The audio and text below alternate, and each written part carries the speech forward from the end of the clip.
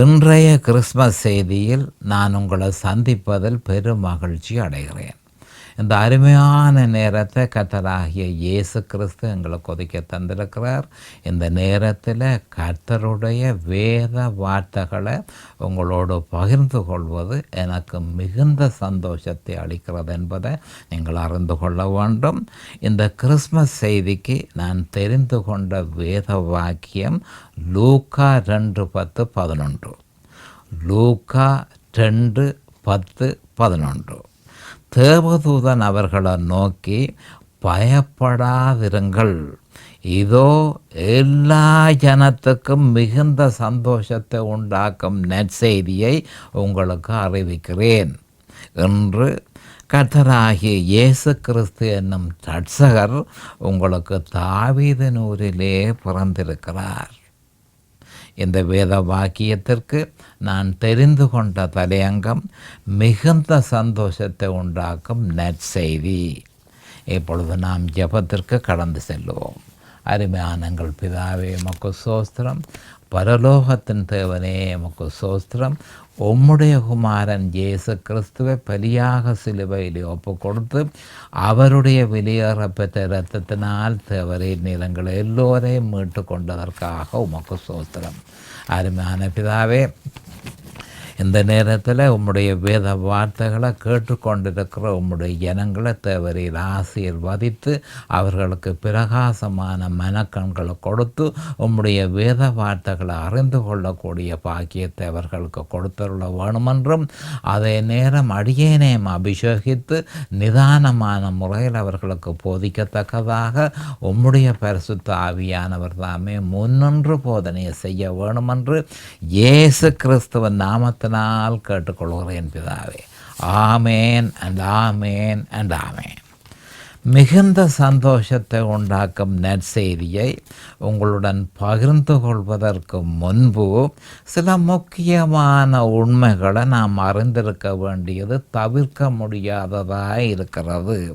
அது எப்படி என்றால், டிசம்பர் 25 இரட்சகராகிய இயேசு கிறிஸ்து பிறக்கவில்லை என்பதனை நாம் முதற்கண் தெளிவாக அறிந்திருக்க வேண்டும்.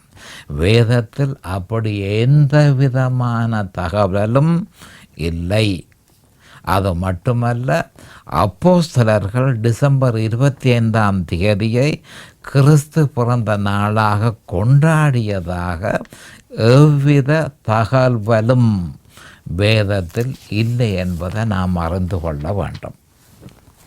இன்னும் வேதத்தில் உள்ள அநேகமான தகவல்கள் டிசம்பர் 25 கிறிஸ்து பிறக்கவில்லை என்பதை தெளிவாக சுட்டி காட்டுகிறது.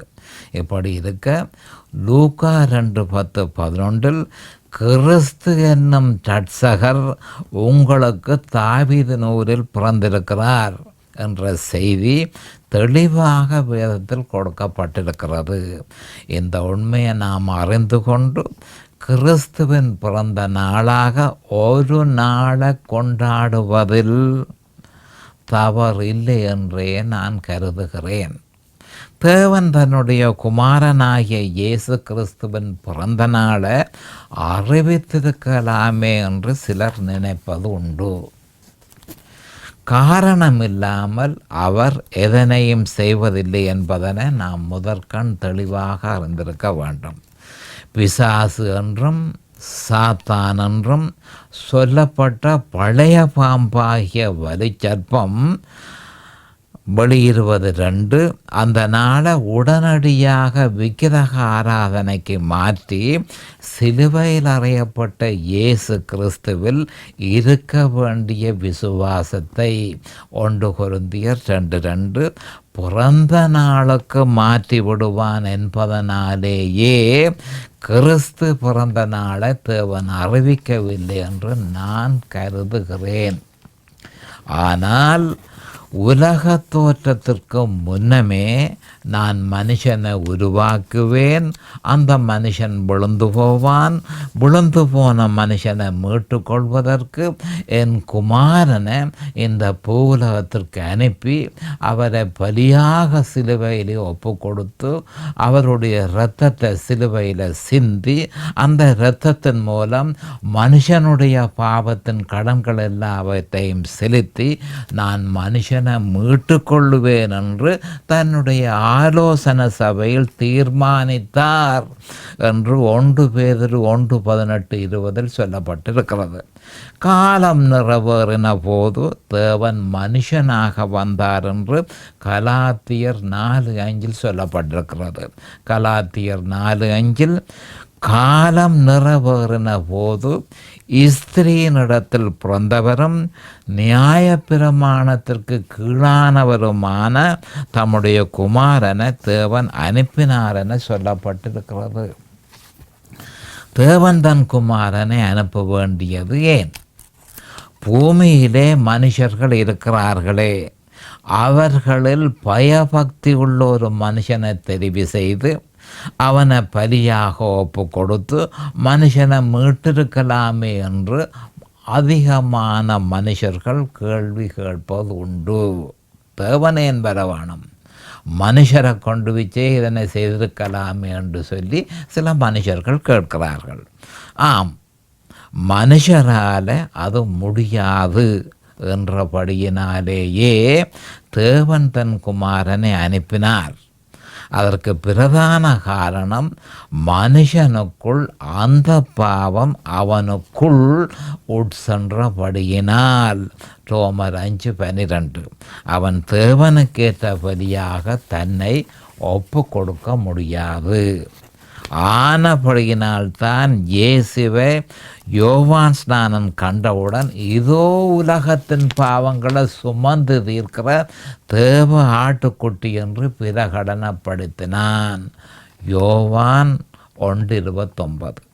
இப்படி இருக்க மனுஷகுலத்தின் பிரச்சனை அந்த பாவமே தவிர வேறு எந்த பிரச்சனையும் இல்லை என்பதை நாம் தெளிவாக அறிந்திருக்க வேண்டும். மனுஷகுலத்தின் பிரச்சனை பண பிரச்சனையாக இருந்தால் தேவன் ஒரு வங்கி முகாமையாளரை அனுப்பி இருப்பார். மனுஷனுடைய பிரச்சனை பொருளாதார பிரச்சனையாக இருந்தால் தேவன் ஒரு பொருளாதார நிபுணனை அனுப்பியிருப்பார். மனுஷனுடைய பிரச்சனை கட்டிட பிரச்சனையாக இருந்தால் தேவன் ஒரு தச்சனை அனுப்பியிருப்பார். மனுஷனுடைய பிரச்சனை குடும்ப பிரச்சனையாக இருந்தால் தேவன் ஒரு குடும்ப ஆலோசகனை அனுப்பியிருப்பார்.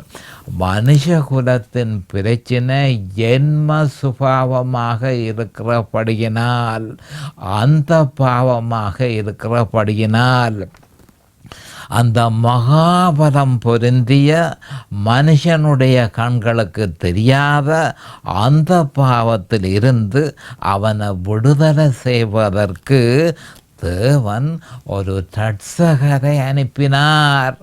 தேவன் ஒரு ரட்சகரை அனுப்பினார். ஆனபடியினால்தான் லூக்கா 2:11 இன்று கர்த்தராகிய கிறிஸ்து என்னும் ரட்சகர் உங்களுக்கு தாவீதின் ஊரிலே பிறந்திருக்கிறார் என்று சொல்லப்பட்டிருக்கிறது.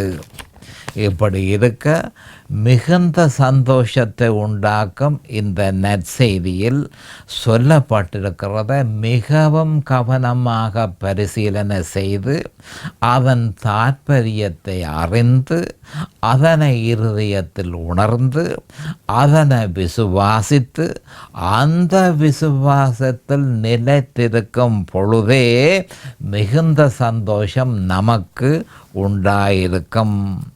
லூக்கா 2:11 சொல்லப்பட்டிருக்கும் நற்செய்தியை சற்று விவரமாக பார்ப்போம். முதலாவதாக கர்த்தராகிய என்று சொல்லப்பட்டிருக்கிறது. அப்போ வேறொருவரும் அல்ல, தேவனே மனுஷனானார் என்று விவரமாக இங்கு சொல்லப்பட்டிருக்கிறது. கர்த்தராகிய கிறிஸ்து.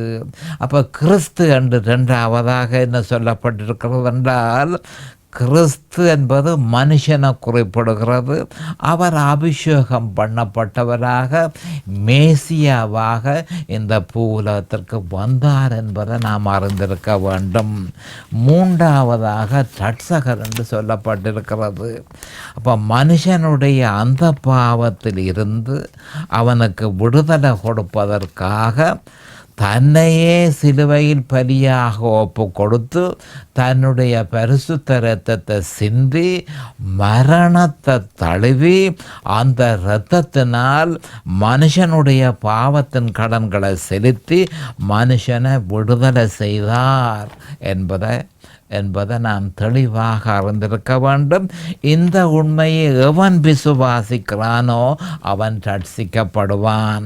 இது பற்றி யோவான் 3:16 தேவன் தம்முடைய ஒரே பேரான குமாரனை விசுவாசிக்கிறவன் எவனோ அவன் கெட்டு போகாமல் நித்திய ஜீவனை அடையும் படிக்கு அவரை தந்தருளி இவ்வளவாய் உலகத்தில் அன்பு கூர்ந்தார் என்று சொல்லப்பட்டிருக்கிறது.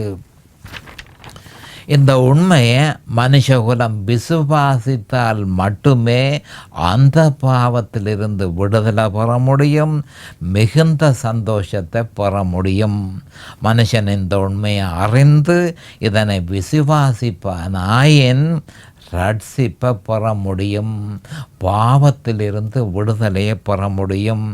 இது பற்றி ரோமர் 10:9 என்னவென்றால் கர்த்தராகிய இயேசுவை நீ உன் வாயினாலே அறிக்கையிட்டு தேவன் அவரை மரித்தோரிலிருந்து எழுப்பினார் என்று உன் இருதயத்திலே விசுவாசித்தால் ரட்சிக்கப்படுவாய். நீதி உண்டாக இருதயத்திலே விசுவாசிக்கப்படும், ரட்சிப்புண்டாக வாயினாலே அறிக்கை பண்ணப்படும் என சொல்லப்பட்டிருக்கிறது. ஆனபடியினால் இயேசு கிறிஸ்துவை எப்படி நாம் ஏற்றுக்கொள்வது, எப்படி இந்த சந்தோஷத்தை நாம் பெற்றுக்கொள்வதென்றால் இந்த மாதிரி நீங்கள் ஒவ்வொருவரும் உங்களுடைய வாயினால் சொல்லி அவரை ஏற்றுக்கொள்வீர்களாக இருந்தால் நிச்சயமாக பெற்றுக்கொள்வீர்கள். அருமையானங்கள் பிதாவே, நான் பாவியாக இருக்கிறேன், நான் உமக்கு எதிராக பாவம் செய்தேன், என் பாவத்திலிருந்து எனக்கு விடுதலை தருவதற்காக பிதாவே உம்முடைய குமாரனை இந்த பூவுலகத்திற்கு அனுப்பி அவரை பலியாக சிலுவையில் ஒப்பு கொடுத்து அவருடைய பரிசுத்த இரத்தத்தினால என் பாவத்தில் இருந்து என்னை மீட்டு கொண்டீர் என்று சொல்லி நான் விசுவாசிக்கிறேன். தேவன் அவரை மரித்தோரிலிருந்து எழுப்பினார் என்றும் நான் விசுவாசிக்கிறேன். அந்த இயேசு கிறிஸ்துவை என்னுடைய சொந்த இரட்சகராக இப்பொழுதே ஏற்றுக்கொள்கிறேன். ஆனபடியால் நான் ரட்சிக்கப்பட்டேன் என்று விசுவாசிக்கிறேன்.